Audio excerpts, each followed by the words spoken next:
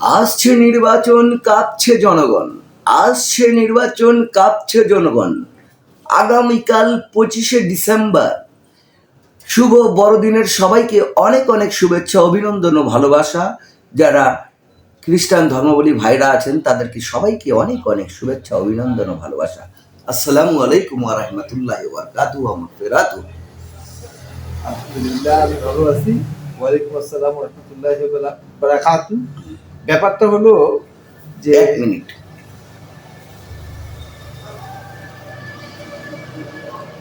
সালাম সালাম হাজার সালাম সকল শহীদ স্মরণে,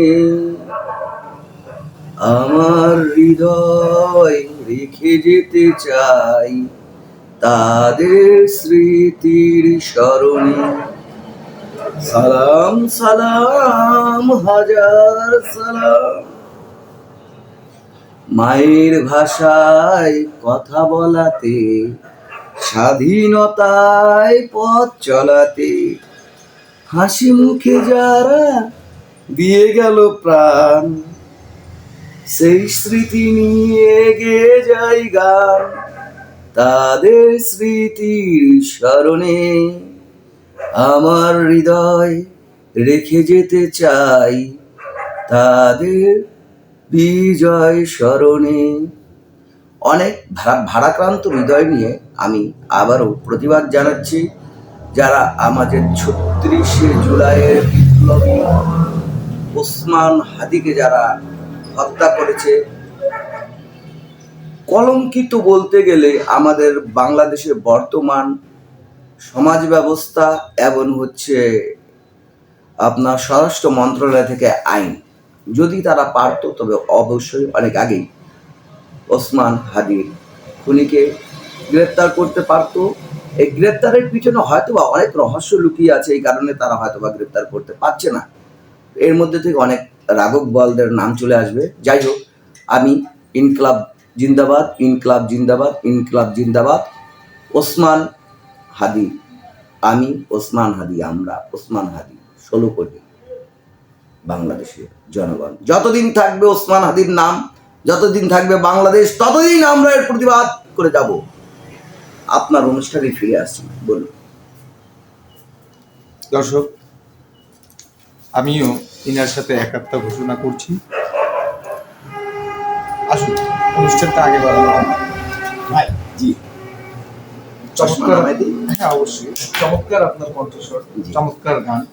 আমার সেলিউট জানাই সেই ওসমান গানকে। হাদিকে অবশ্যই ওসমান হাদিকেও সেলিউট। তার জন্য আমরা আমাদের দেশের মধ্যে স্বচ্ছতা খুঁজে পাচ্ছি মাত্র তাদেরই কারণ। সত্যবাদিতা ফিরে আসার চেষ্টা করছে, দুর্নীতি চলে যাওয়ার জন্য পথ খুঁজছে। আরো চারদিক থেকে অবরুদ্ধ হয়েছে, শুধু বাংলাদেশেই নয়, বিশ্বের বিভিন্ন বড় বড় দেশে তারা বয়কট হয়েছে, তাদেরকে অ্যাভয়েড করে বিশ্বের বাধা দেশ চলছে। যার ফলে এই যে হাদিকে সেলিউট দিল, অবশ্যই সেই গানটাকেও আমি সেলিউট দিই, হাদিকেও সেলিউট। আপনি আমাদের অনুষ্ঠানে এসেছেন, আপনাকে অনেক অনেক ধন্যবাদ। অবশ্যই ধন্যবাদ আপনাকেও। কি মনে করে আমাদের অনুষ্ঠানে, কি বিষয়, কি মনে করে আর কিভাবে আমি আসলাম এবং কেনই বা আসলাম, সবকিছুর তো পিছনে একটি রহস্য। যেমন দেখেন, আমার মা বাবার কারণে আমি পৃথিবীতে এসেছি, সেটা তো সবাই আসতে পারতাম না। আবার 4 জনের কাঁধে করে কিন্তু আমি আবার কবরে যাই। একা কিন্তু কোনো কিছু হয় না, একা কিছু হয় না, একা তো কিছু হয় না। যেমন পৃথিবীতে আসার জন্য 2 জনের প্রয়োজন, যাওয়ার জন্য 4 জনের প্রয়োজন। তো এইভাবেই করে আমি পৃথিবীতে আসছি এবং পৃথিবীতে এইভাবেই করে যাই। আর আপনার এখানে অনুষ্ঠানে আসছি আমি হেঁটে হেঁটে আসি। হ্যাঁ, হেঁটে। কিন্তু আমি যে দেখলাম আমার স্টুডিওর সামনে একটা গাড়ি, ওই গাড়ি তো মানুষের, আপনি পায়ে হেঁটে এসেছেন। ওই গাড়ি মানুষের রেখে গিয়েছে। আপনার আসার উদ্দেশ্যটা কি? আপনি তো আসার আসলে উদ্দেশ্যটা সেরকম না, আবার যদি মনে করেন তো সেরকম। কিন্তু আসলে কোনো রকম না কোনো রকম উদ্দেশ্য ছাড়া তো আমি আসি। আমি যেখানে যাই, যে কোনো জায়গায় যাই, উদ্দেশ্য কারণেই যাই। যেমন আমি বাথরুমে গেলেও উদ্দেশ্য আমার থাকে, বাথরুমে গেলে তো সবারই উদ্দেশ্য। এই বাজারে গেলেও উদ্দেশ্য থাকে, স্কুলে যখন পড়তাম তখনও উদ্দেশ্য ছিল। এখানকার উদ্দেশ্যের কলেজে ব্যাপারটা যাওয়া। আপনি বলেন প্লিজ। হ্যাঁ, এখন আমি খুব আনন্দে উৎফুল্ল। আপনি আনন্দে উৎফুল্ল, হ্যাঁ। কি কারণে? কালকে বড়দিন। আপনি কি খ্রিস্টান? না, আমি মুসলমান। বড়দিনের জন্য আপনি খুশি হয়েছেন, বাংলার প্রত্যেকটা জনগণই খুশি হওয়ারই কথা, হ্যাঁ স্বাভাবিক। হ্যাঁ হ্যাঁ। খ্রিস্টানদের বড়দিন উৎসব, এর সাথে আপনি এই বড় মহা খুশি সম্পর্কটা আরেকটা খুশি আছে। যেমন যেমন আমি একটা জিনিস আজ পর্যন্ত জানতে পারলাম না, এই উত্তরটা আপনাকেই দিতে হয়। প্রতি সব সময় যখনই নির্বাচন হয়, পৌরসভা নির্বাচন, ইউনিয়ন পরিষদ নির্বাচন, জাতীয় নির্বাচন, সিটি কর্পোরেশন নির্বাচন, উপজেলা নির্বাচন এবং যে ধরনের নির্বাচনগুলো হয় ছোটো মোটোগুলো বাদ দিয়ে, যা সবগুলো নির্বাচন শীতের দিনে কেন হয় আজ পর্যন্ত আমার মাথায় ঢুকলো না এই জিনিসটা। এটা তো সিম্পলি একটা কথা। আপনি একজন জ্ঞানী ব্যক্তি, আমি জানা দরকার ছিল বা উচিত ছিল। শীতের দিনে আবহাওয়া ঠান্ডা থাকে, বৃষ্টি বাদলের কোনো ঝামেলা থাকে না, এবং প্রত্যেকটা বাসায় একটা শীতের আমেজ বিরাজ করে, এবং এই আনন্দ শীতের মিষ্টি রোদে মানুষ লাইনে দাঁড়া হয়ে ভোট দিতে স্বাচ্ছন্দ্য বোধ করে। গরমের দিনে হলে হয়তো বা কালবৈশাখী ঝড় আসতো বা বৃষ্টি আসতো, তাতে দেখা গেছে ওই এলাকার নির্বাচন পণ্ড হয়ে যেত। আরেকটা কিছু দেখা যায় যে প্রচন্ড রোদে এত তাপের মধ্যে মানুষ লাইনে দাঁড়িয়ে নির্বাচন কিভাবে দিবে, সেটা একটা চিন্তার বিষয় থাকে।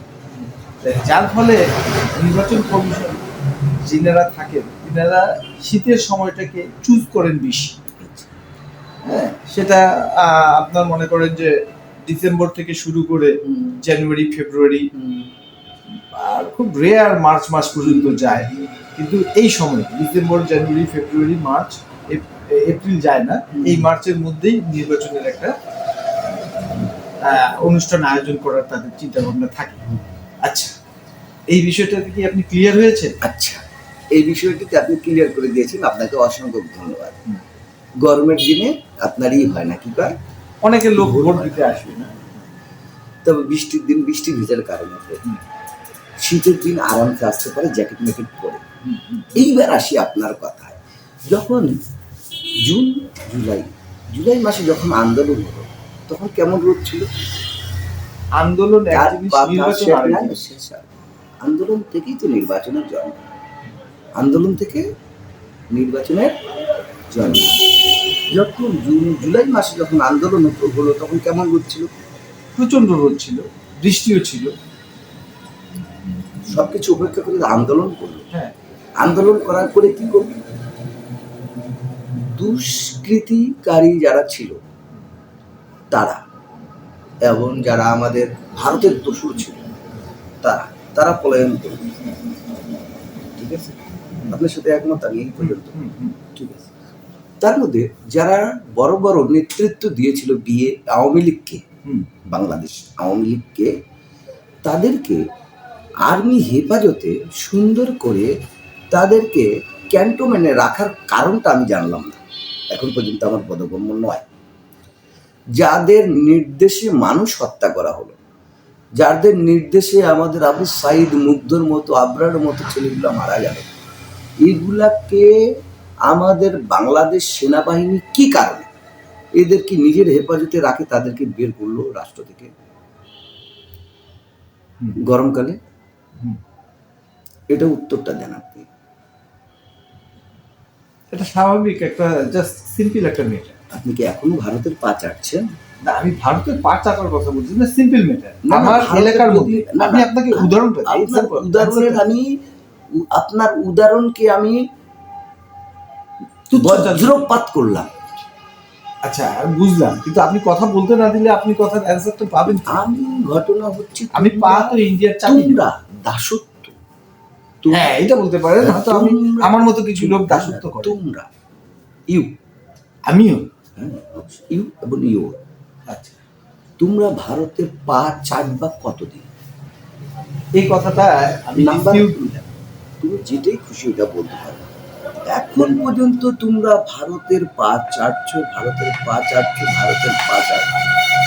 তুমি এখন দেখা যাচ্ছে জুলাই বিপ্লবটাকেই তোমরা ভুলে যাইতে বসছো। তোমরা যারা রাজনীতি করো বাংলাদেশে, এটা কি ভুলে যাইতে চাচ্ছ? ভুলে গেছি অলরেডি। এখন একটা জিনিস আমার মাথার মধ্যে খেয়াল করলে ঠিক গল্প আমি বলি না, বড় ভাইকে সবসময় খুশি করতে হবে। আমরা এই গত 2 দিন আগে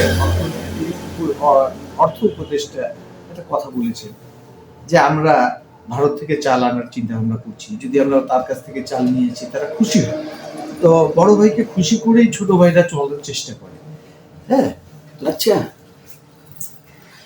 ভারত থেকে আমরা পেঁয়াজ আনি নাই। আমাদের দেশ কি পেঁয়াজ শূন্য ছিল? না, অফকোর্স ছিল না। ভারত থেকে আমরা এতদিন আলু আনিনি। আমাদের দেশ কি আলু শূন্য ছিল? না, অফকোর্স ছিল না। আমাদের দেশ ভারত থেকে আমরা চাল আনি নাই। আমরা কি ভাত শূন্য ছিলাম? না, অফকোর্স ছিলেন না। কোনো কিন্তু চাল আমরা আনতেছি। স্বয়ং সম্পন্ন তো আমরা আছি।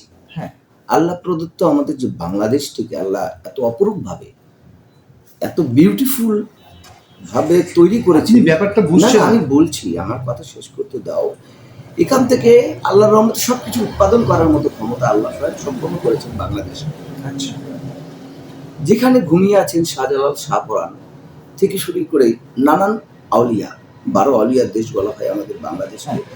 যেখানে যদি মসজিদের সংখ্যা ধরো, তবে ঢাকা মসজিদের দিক থেকে সর্বোচ্চ, সর্বশ্রেষ্ঠ। তবে এখানে আমরা মুসলমান, যেখানে সংখ্যাগরিষ্ঠ 90%, সেখানে হচ্ছে আমরা কেনই বা ভুলে যাই ভাই? আপনি কেন ভুলে যাচ্ছেন যে দাদা বাবুরা লাল চক্ষু দেখাচ্ছে আমাদেরকে দূর থেকে? তাদেরকে সন্তুষ্ট না করতে পারলে তো আমরা বাঁচতে পারছি না। মৌলানা ভাসানী একটি কথা মনে পড়ে যাচ্ছে।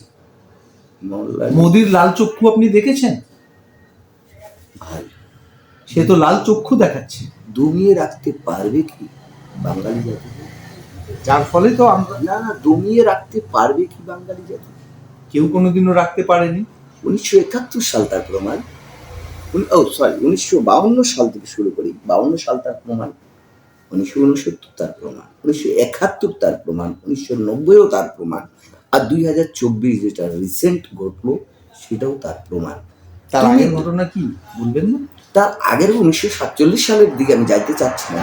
তার আগে 1757 সালের পলাশির যুদ্ধের ঘটনা, তার আগের ঘটনাটা কি আপনি বলতে চাচ্ছেন না? আমি অত সময় আমার কাছে নেই। আমি তোমার কাছে খুব সংক্ষিপ্ত সময় নিয়ে এসেছি। সংক্ষিপ্ত সময় ঘড়িতে দেখে দেখছি আমি।